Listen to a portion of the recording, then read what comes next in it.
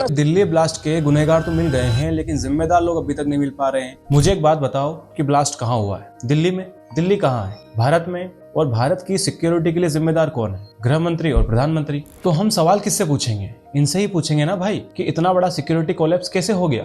इतने सारे जो आतंकी हमले हो रहे हैं उसके जवाबदेही कौन है? मैं और आप। और ये क्या बात होती है कि सवाल मत पूछो? कब तक सवाल नहीं पूछेंगे यार? पुलवामा हो गया, पहलगाम हो गया और अब दिल्ली भी हो गया। अब तो सवाल पूछने दो कि कैसे और क्यों बार बार सिक्योरिटी कोलैप्स हो रहे हैं। मीडिया कह रही है कि हमारी इंटेलिजेंस को पहले से ही पता था कि ये घटना होने वाली। अरे जब पता था तो देश का गृह मंत्री क्या बिहार में झक मरवा रहा है? क्यों नहीं आया दिल्ली में? जब ये लोग अपोजिशन में थे तो बड़ी बड़ी बातें करते थे। सुनिए, आप ही सुनिए। सामर्थ्य है तो मुझे जवाब दीजिए, ये जो आतंकवादी हैं, ये नक्सलवादी हैं, उनके पास शस्त्र और बारूद कहां से आते हैं? वो तो विदेश की धरती से आते हैं और सीमाएं संपूर्ण रूप से आपके कब्जे में है। सीमा सुरक्षा बल आपके कब्जे में है। जो आपके कब्जे में है उसको तो संभालो, और जो विदेश से बारूद आता है, शस्त्र आते हैं, आतंकवादियों के पास पहुंच जाते हैं, उसको तो रोको। अब आप ही बताइए कि जो सवाल पूछने की परंपरा पहले थी वो अब क्यों नहीं है? क्योंकि अब आप पावर में आ गए, इसलिए सवाल पूछना बंद कर दीजिए। अब कुछ भक्त इसको भी डिफेंड करने आ जाएंगे। अजी सेंसिटिव मामला है,